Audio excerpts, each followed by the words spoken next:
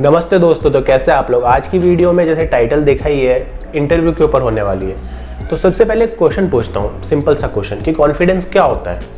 हम सब लोगों के पास में कॉन्फिडेंस की अलग अलग डेफिनेशन होती है। कुछ यूट्यूबर अलग अलग डेफिनेशंस बताते हैं, आप गूगल पे भी जाके सर्च करते हैं। कॉन्फिडेंस होता है सर्टेनिटी, मतलब अगर आप किसी भी एनवायरनमेंट में एंटर कर रहे हैं तो आपको कितनी सर्टेनिटी, आपको कितना मालूम है कि आप उधर कैसे परफॉर्म करेंगे, आप वहाँ पे लोग कैसे परफॉर्म करेंगे।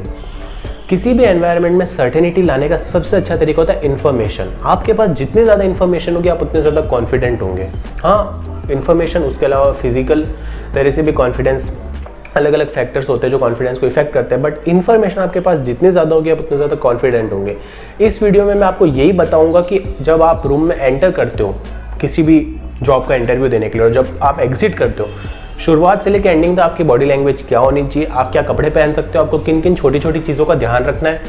और ये वीडियो अगर आप देखोगे तो मैं ये समझता हूँ कि आपके जितने भी मार्क्स आने वाले थे पहले, मतलब इंटरव्यू के अंदर, उससे मेरे ख्याल से 5 से 10 नंबर ज़्यादा ही आएंगे, और 5-10 नंबर रैंक में काफ़ी ज़्यादा चेंज ला देते हैं। तो मेरा पर्सनल जो नॉलेज है, जो मैंने जो नवारों की बुक से लिया है, वो मैं अभी आपके साथ शेयर करूँगा।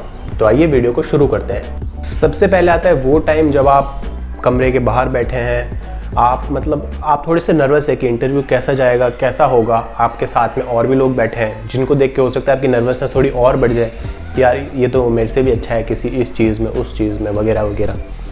तो एक चीज़ जो अपनी फिजिकल अपीयरेंस को लेकर आपको ध्यान रखनी है वो है आपके बाल ना बहुत बड़ा इम्पैक्ट डालते हैं कि एक पर्सन कितना ऑर्गेनाइज्ड है, कितना डिसऑर्गेनाइज्ड है। उसके हेयर से काफ़ी ज़्यादा चीज़ें पता लगती है। अब बालों का आपको करना क्या है, बाल आपके हमेशा ऑर्गेनाइज्ड वे में होने चाहिए। और मैं आपको एक और इम्पॉर्टेंट चीज़ बताता हूँ। मान लो कि आपके पहले जो इंसान इंटरव्यू देने जा रहा है, अगर उसके बाल थोड़े से बिखरे हुए और आपके बाल ऑर्गेनाइज्ड है, तो आप ये समझ लो कि आपके जितने मार्क्स आने वाले थे इंटरव्यू में, उससे 2 या 3 नंबर ज़्यादा ही आएंगे। ज़्यादा इसलिए आएंगे, मतलब फिजिकल अपीयरेंस को देख करके ज़्यादा इसलिए आएंगे क्योंकि हमारे पास में कोई एब्सोल्यूट मेजर नहीं होता है किसी भी चीज़ को नापने का। हम हर चीज़ को रिलेटिवली नापते हैं। जब हम रिलेटिवली देखेंगे तो इंटरव्यूअर्स ने जब देखा होगा कि यार ये जो इंसान है इसके तो बाल बिखरे हुए, और आपके अगर अच्छे से सेट है बाल, मैं सिर्फ ये कह रहा हूँ कि बाल सेट होने चाहिए, कुछ बहुत ज़्यादा मेहनत नहीं करनी है उसके अंदर।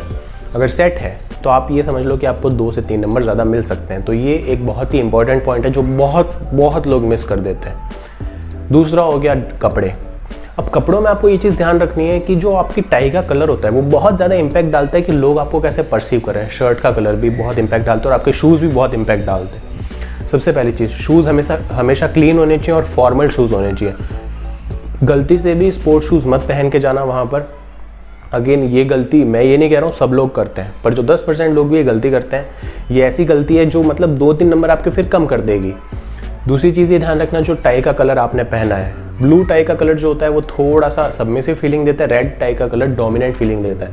अब डिपेंड करता है आप पे कि आप खुद को कैसा दिखाना चाहते हैं इंटरव्यू के अंदर। अगर आप खुद को एक ऐसा पर्सन जो मतलब काम एंड कंपोज्ड है, तो आप ब्लू कलर की टाई पहन सकते हैं वाइट शर्ट के साथ। अगर ऐसा पर्सन जो थोड़ा सा एग्रेसिव है, थोड़ा सा चीज़ों पर स्टैंड लेता है, अपना खुद का स्टैंड है, तो आप रेड कलर की टाई पहन सकते हैं। ये चीज़ यूएस के प्रेसिडेंट्स बहुत ज़्यादा यूज़ करते हैं, और इसके ऊपर बहुत ही डीप साइकोलॉजिकल एक्सप्लेनेशन भी है कि वो ऐसा क्यों करते हैं। आपकी टाई का कलर वैसा होना चाहिए जो आपकी पर्सनैलिटी के साथ रेजोनेट करे। ऐसा नहीं होना चाहिए जो पर्सनैलिटी के साथ रेजोनेट नहीं कर रहा है। मतलब जैसे आपकी पर्सनैलिटी है वैसा टाई का कलर होना चाहिए। शूज़ एकदम क्लीन होने चाहिए, इस चीज़ का बहुत ही अच्छे से ध्यान रखना। और आप एक तरह से वेल ऑर्गेनाइज लगने चाहिए कमरे में एंटर होने से पहले। अब हम डिस्कस करेंगे कि आपको कमरे में एंटर होने के बाद में आपकी बॉडी लैंग्वेज क्या होनी चाहिए जब आप वहाँ में बैठे हो, और आप एग्जिट कैसे करोगे। अब बात करते हैं कि जब आप कमरे के अंदर एंटर हो रहे हैं तब ये ध्यान रखना है कि आपकी सिर्फ चेहरा अंदर नहीं जाना चाहिए। बहुत सारे लोगों की आदत होती है कि वो गेट खोल के सिर्फ चेहरा अंदर घुसा देते हैं। आप अपने घर पे किसी से या फिर ऐसे किसी रिलेटिव से मिलने नहीं जा रहे, आप इंटरव्यू देने जा रहे हो, वो भी फॉर्मल। मेक श्योर कि आपका पूरा टॉर्सो लीन हो, मतलब आपका जो अपर बॉडी है वो लीन होना चाहिए, ना कि सिर्फ आपका चेहरा अंदर जाना चाहिए। और फिर मैं एक कमेंट बोल रहा हूँ, थोड़ा टॉर्सो लीन होना चाहिए। ये थोड़ा सा एक मैच्योर फीलिंग देता है, मतलब इंटरव्यूअर्स को लगता है कि हाँ ये जो पर्सन है थोड़ा सा मैच्योर है। फिर जब आप गुड मॉर्निंग बोलते हैं, बहुत सारे लोग जब गुड मॉर्निंग या गुड इवनिंग या जो भी इंट्रोडक्टरी बोलते हैं, उनके मुँह से आवाज़ नहीं निकलती। कई बार गुड मॉर्निंग बोलते हैं वो इतने नर्वस हो जाते हैं। इसका मेन रीज़न क्या होता है, उनकी आदत नहीं होती बहुत ज़्यादा ओपनली किसी स्ट्रेंजर वगैरह से बात करने की, या अपने ही मन में बहुत ज़्यादा ओवर थिंक कर लेते हैं तो नर्वस हो जाते हैं। अब इसमें आप उस ओवर थिंकिंग को रोक नहीं सकते। तो आप क्या कर सकते हो, आप अपने घर पे प्रैक्टिस कर सकते हो। अगर आपको लगता है कि जब आप कमरे के अंदर एंटर हो रहे हो तो आप ये गुड मॉर्निंग या गुड इवनिंग बोलते टाइम थोड़ी गड़बड़ी कर सकते हो, तो कुछ नहीं, अपने घर के अंदर भी अपने भाई बहन या किसी भी 1-2 जनों को कमरे में बिठा के मतलब 20-30 बार 40 बार प्रैक्टिस कर लो। मैं इसलिए बोल रहा हूँ प्रैक्टिस कर लो क्योंकि ये चीज़ बहुत इंपॉर्टेंट है। ये ना फर्स्ट इंप्रेशन, और फर्स्ट इंप्रेशन बहुत ज़्यादा मैटर करता है किसी भी सोशल इंटरेक्शन के अंदर। और अगर आपका फर्स्ट इंप्रेशन अच्छा हो जाता है ना, तो बाकी सारी चीज़ें अपने आप बिल्डअप होने लगती है उसी कॉन्फिडेंस के साथ में। तो ये है आपका फर्स्ट इंप्रेशन। आपको कमरे के अंदर जाना है, फिर आप पूछोगे कि क्या मैं बैठ सकता हूँ। आपको सबको देख के मतलब वो डिपेंड करता है कि आप सबसे गुड मॉर्निंग बोल रहे हो जितने भी लोग वहाँ बैठे, या फिर गुड मॉर्निंग टू एवरीवन बोलोगे तो उससे भी काम हो जाएगा। मतलब मेक श्योर करना है कि जो आपका आई कांटेक्ट है वो सटल रहे। सटल मतलब आई कांटेक्ट ऐसा नहीं होना चाहिए कि आप मतलब आपको हर किसी की आंख में देखना है। बहुत सारे लोग आई कांटेक्ट ही नहीं कर पाते। अगर आप आई कांटेक्ट नहीं करोगे ना तो आप बहुत ज़्यादा अंडर कॉन्फिडेंट लगोगे। और ये सबसे पहला जो बोलते हैं ना कि मुझे कैसे पता चलेगा कोई इंसान में कॉन्फिडेंस नहीं है, क्योंकि वो आई कांटेक्ट ठीक से नहीं कर पा रहा। तो आई कांटेक्ट आपका सबसे होना चाहिए थोड़ा थोड़ा जब आप अंदर एंटर कर रहे हो। ये सारी छोटी छोटी चीज़ है जो आप ध्यान रख सकते हो, जो बहुत ही ज़्यादा एनहेंस करेगी। मतलब ये सब अगर पाइल अप होगा तो आप 10 से 15 नंबर ज़्यादा ला सकते हो। अब हम बात करेंगे कि जब आप बैठे हैं तब आपकी बॉडी लैंग्वेज कैसी होनी चाहिए। ठीक है, तो जब आप बैठे हैं अब आप यहाँ पे मेक श्योर करें कि जो आपके पैर है या जो आपके हाथ हैं वो आपके पैरों पे बड़े ही आराम से, मतलब आपको एक ओपन बॉडी लैंग्वेज में बैठना है। ऐसा भी नहीं बहुत ज़्यादा ओपन करना है। एक तो यूट्यूब पे बहुत ही ज़्यादा गलत इन्फॉर्मेशन देते हैं लोग, अल्फा मेल ज़्यादा जगह लेके बैठते हैं।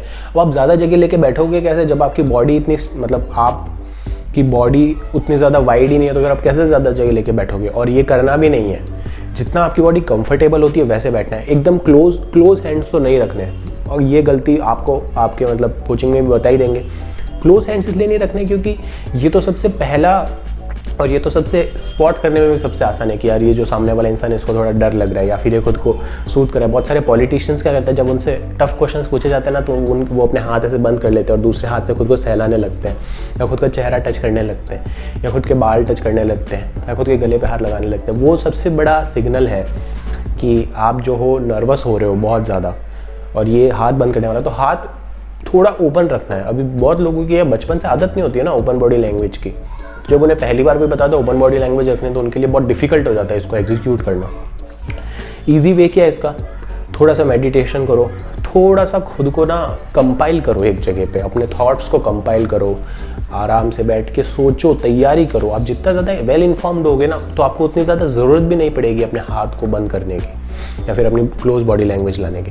दूसरी चीज़, जब आप बैठे हो तब आपके जो पैर हैं, आप जिस भी इंटरव्यूअर को आंसर दे रहे हैं, अगर आपके सामने बैठे बहुत अच्छी बात है, अगर साइड में बैठे तो आपके पैर उनकी तरफ होने चाहिए। भले आपका टॉर्सो उनकी तरफ है पर आपके पैर उनकी तरफ नहीं। इसका मतलब कि आपको उनमें इंटरेस्ट नहीं है। अगर कोई साइकोलॉजिस्ट वहाँ बैठा है तो सीधा पता लगा लेगा कि आप उन्हें इग्नोर कर रहे हो जो आपसे क्वेश्चन पूछ रहा है। तो आपके पैर हमेशा उस इंसान की तरफ होने चाहिए जिससे आप बात कर रहे हो।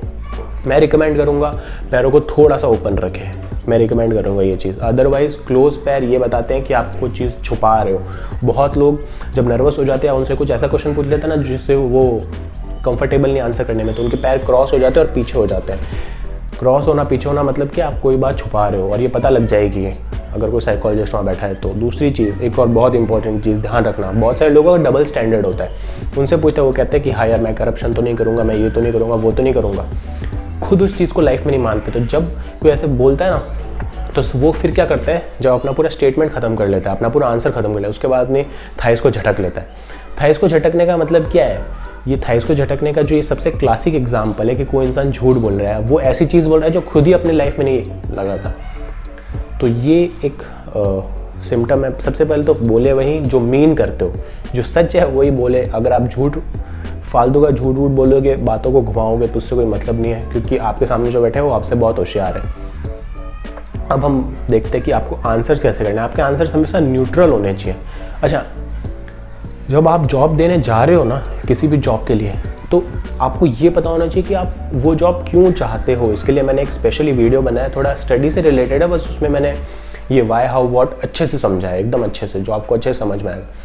किसी भी चीज़ के लिए आपको ये पता होना चाहिए कि आप वो क्यों कर रहे हो। अगर मैं आपसे पूछूंगा, अगर मैं मान लो आपको जॉब दे रहा हूँ और आप मेरे पास आए, आपने मुझे ये बता दिया कि आप क्या करोगे, आपने मुझे ये बता दिया कैसे करोगे, पर आप वो जॉब क्यों करना चाहते हो, अगर ये आपका स्ट्रॉन्ग पॉइंट नहीं है ना, तो फिर मुझे इतना अच्छा नहीं लगेगा आपको जॉब देने में, क्योंकि जिस इंसान को ये पता होता है ना कि वो काम क्यों कर रहा है, तो कैसे करेगा, कितना करेगा, ये तो अपने आप ही पता लगा लेता है। ये आपको पता होना चाहिए कि आप क्यों उस जॉब को दे रहे हो, क्योंकि ये क्वेश्चन अगर आएगा तो अच्छे से जवाब देना पड़ेगा। अगर किसी कंपनी के इंटरव्यू के लिए जा रहे हो तो पहले रिसर्च करके जाओ, सीधा उठ के मत चले जाओ। और अब बात करते हैं कि जब आपका पूरा इंटरव्यू ख़त्म हो चुका है, और अच्छा इंटरव्यू के बीच में अगर आपके आंसर्स गलत हो रहे हैं, आपको लग रहा है कि आपको आंसर्स नहीं आ रहे, आपको सिर्फ बोलना है sorry I don't know the answer, बस दैट्स इट, बात ख़त्म। फालतू बहुत लोगों का मुंह से निकलने लग जाता है, ये नहीं करना है। अब क्यों निकलता है? क्योंकि आप नर्वस हो रहे हो। अगर आपको चीज़ नहीं पता, क्योंकि आप ऑलरेडी एग्ज़ाम तो दे चुके हो ना, एग्ज़ाम क्रैक कर चुके हो, उसमें आपके सारी नॉलेज की टेस्टिंग हो गई। अभी जब कॉन्फिडेंस की टेस्टिंग है तो कॉन्फिडेंस बताओ ना, नॉलेज क्यों बता रहे हो? सीधे से बोलना है sorry sir I don't know the answer. आप ये जितना कॉन्फिडेंटली बोलोगे ना I don't know the answer, सामने वाले को उतना ज़्यादा आप पे भरोसा होगा। I don't know the answer, लेकिन मैं इसके बारे में रिसर्च कर लूँगा, या मैं इसके बारे में थोड़ा और पढ़ूंगा, या मैं इसके बारे में थोड़ा और इन्फॉर्म हो जाऊँगा। ये एक ज़्यादा अच्छा आंसर है सिवाय स्टटर करने के। किसी भी आंसर पर अगर आप अटक जाओ तो यहाँ पर मुझे लगता है कि जब आपका इंटरव्यू ख़त्म होगा तब जाते टाइम आप सबको थैंक यू बोल के एक काम एंड कंपोज बॉडी लैंग्वेज के साथ ऐसे सर से पसीना पोछे बिना जाना क्योंकि पसीना पोछने की ज़रूरत नहीं है। सबको ये नहीं लगना चाहिए कि ये चीज़ आपके लिए बहुत ज़्यादा स्ट्रेसफुल थी। सबको ये लगना चाहिए कि आप अच्छे से प्रिपेयर होके आए थे। तो जैसा कि मैंने बताया था वीडियो की शुरुआत में, बाल अच्छे से बने हुए होने चाहिए, कपड़ों का ध्यान रखना है, बॉडी लैंग्वेज का ध्यान रखना है, हाथ का मूवमेंट। एक और इम्पॉर्टेंट चीज़ बता देता हूँ, जब भी आप किसी स्टेटमेंट को ख़त्म करें तो हमेशा खुले हाथों से बात करें, बंद हाथों से बात नहीं करेंगे आप। खुले हाथों से बात करने का मतलब है कि इस इंसान के पास छुपाने के लिए कुछ नहीं है। बंद हाथों से बात करने का मतलब है ये इंसान हमसे कुछ छुपा रहा है। दूसरी, जब भी कुछ बोले तो मैं कैसे चीज़ को इम्प्लाई करता हूँ, ऐसे वैसे आप भी चीज़ को इम्प्लाई करेंगे, आप भी उन्हें ऐसे इम्प्लाई करके जवाब देंगे। ऐसा नहीं कि एकदम रोबोट की तरह बैठ जाएंगे और बस जवाब दे रहे हैं। थोड़ा सा इम्प्लाई करेंगे, थोड़ा सा इंटरैक्ट करेंगे। बहुत ज़्यादा इंटरेक्शन भी नहीं हो जाए, पर थोड़ा इंटरैक्ट करेंगे। तो मुझे लगता है कि ये वीडियो आपके लिए बहुत हेल्पफुल होगी। अब अगर आपको कोई भी स्पेसिफिक क्वेश्चन है कि मुझे इधर ये प्रॉब्लम आ रही है, तो मुझे नीचे कमेंट सेक्शन में बताओ, मैं रिप्लाई करूँगा, आंसर करूँगा। मुझे इंस्टाग्राम पे DM कर सकते हो, मैं वहाँ भी आंसर करूँगा। वीडियो पसंद आया है तो लाइक करना, शेयर करना और सब्सक्राइब तो करना ही करना। तो ठीक है, चलते हैं फिर। जय हिंद।